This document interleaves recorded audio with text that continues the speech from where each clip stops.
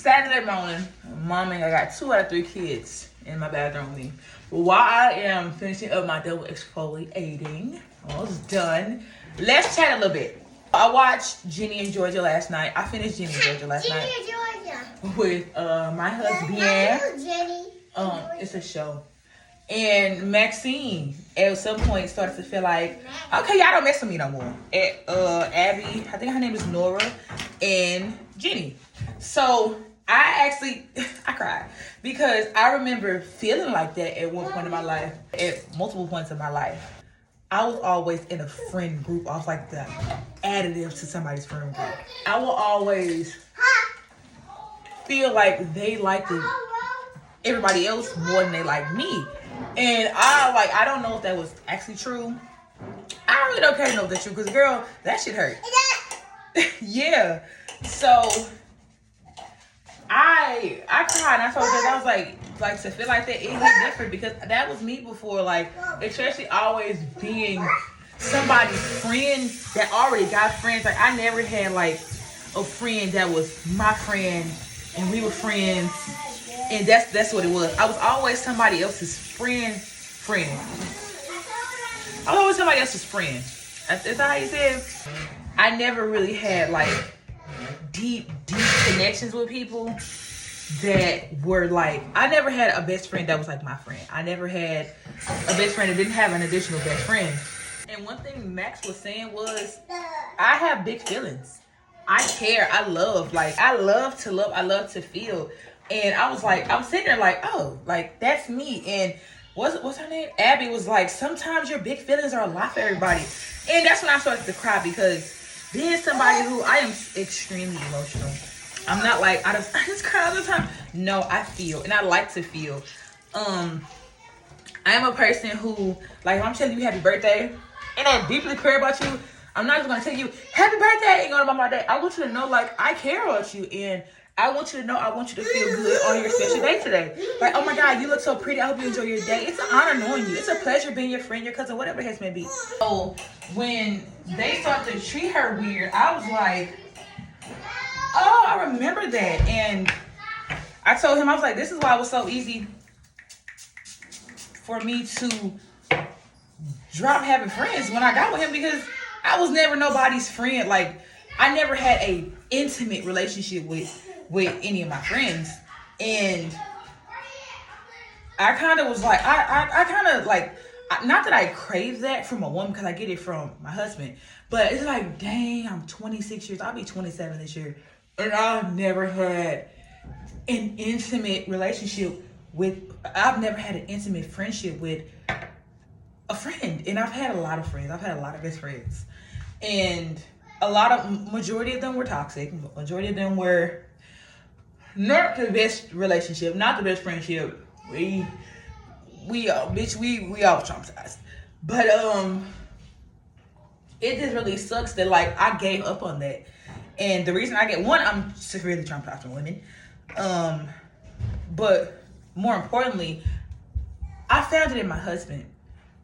And I'm very comfortable there. And I'm not even interested in exploring a friendship with a woman, because I'm scared to get hurt again. I'm scared to walk into something that's gonna ruin me again. But more important, like, I don't want to regret that.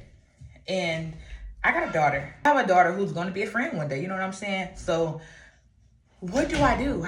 Do I go out there and try to make a friend? Do I try to make a couple friend, a married friend? Or, because how do I teach her how to be a good friend, how to attract good friends, if I just stopped having friends at the last toxic friendship that I had?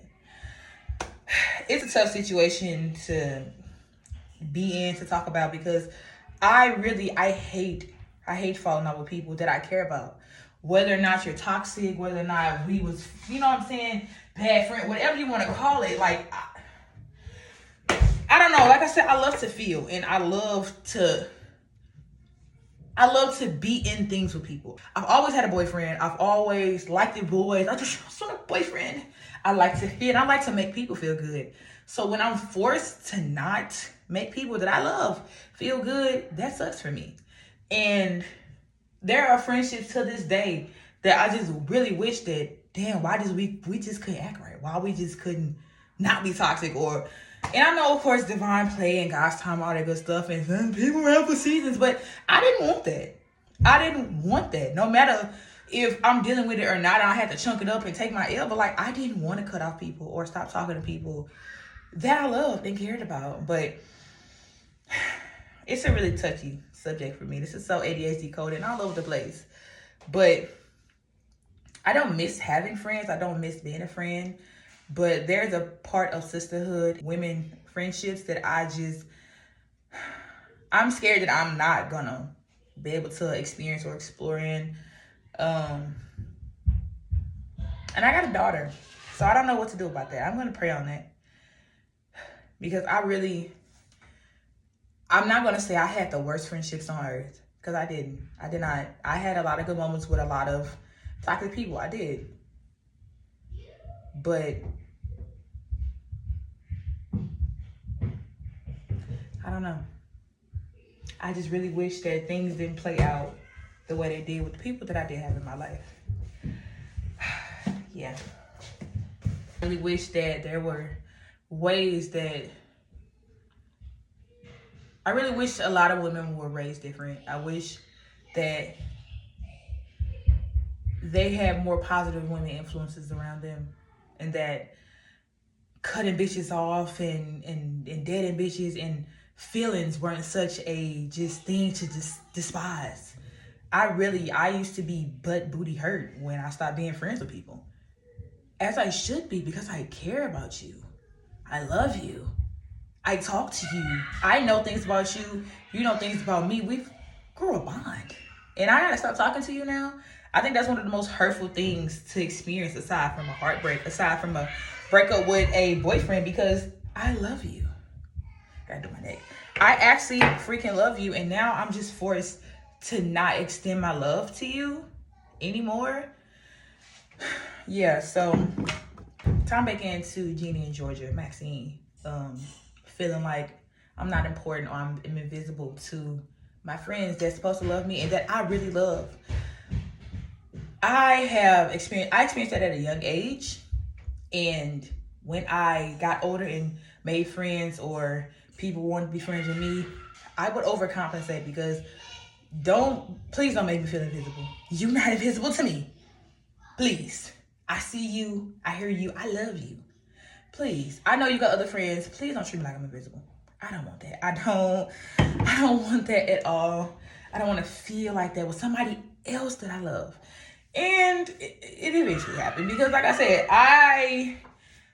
I've never had a friend that didn't have other friends. Duh, that's not like, okay, I'm not dumb. Fucking everybody gonna have friends. I get that. But man, I've never had a best friend that was like, we were best friends from this age, and then we stuck best friends, and then eventually, no, I never had no story like that. But, and it makes it worse because I'm the only child. So, I didn't have siblings either. I don't know. I never thought I was going to talk about this, because I just convinced myself that I was just done with friendships. And to a certain degree, I am, girl. Because, girl, women's girl. Women's crazy. Women are crazy. And not all of them, I know that. But it's more than just me that I'm living for and doing stuff for. I have a daughter. Who is gonna have to make friends, and I'm gonna have to tell her about best friends and how to be this and but like, what's wrong? They did that to you? Huh? They did that to you? I'm right here. There you go. Have friend. Yeah. Huh? Here. Here you go. But thank you. You're welcome. So like, how do I can't like teach her from a place of trauma and being wounded. That's not even properly giving her the teaching that she deserves. I can't properly tell her how to be a friend, let alone attract the correct friends, because I ain't even experienced it correctly. I don't know. Pray for me. Really pray for my daughter. If, you know what I'm saying out loud, if God has women friendships in the future, in the books for me, God has women friendships in the future for me, then that's what he's going to have. And I know he's going to equip me to sustain that said friendship. But really, I pray that he allows me to experience friendship, sisterhood, all that good stuff, so I can give my daughter some untraumatized, unwounded advice, because she doesn't deserve that. I never see my mom. I never saw my mom have friends. My mama never had friends. It was just her sister and me. So I never really got taught how to be a good friend, because she never had no friends that I saw. So I say this prayer out loud and on camera for my daughter. Me, not so important. She's more important than me.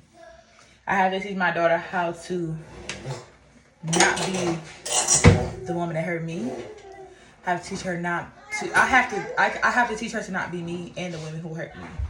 I cannot afford her to repeat these same traumatic cycles with women as I did. So I don't know. Like I said, this was ADHD coded.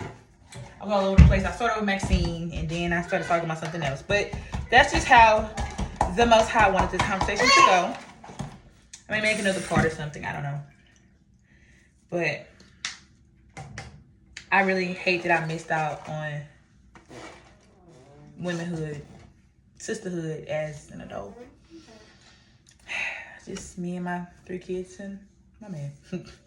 And God. But if that's what he got for me, that's what he got for me. But until then, I'll be praying to get equipped with how to properly train my daughter to be a good friend, to be a great friend, and to be a great attractor of like-minded and soul-minded, soul-liked people, women especially.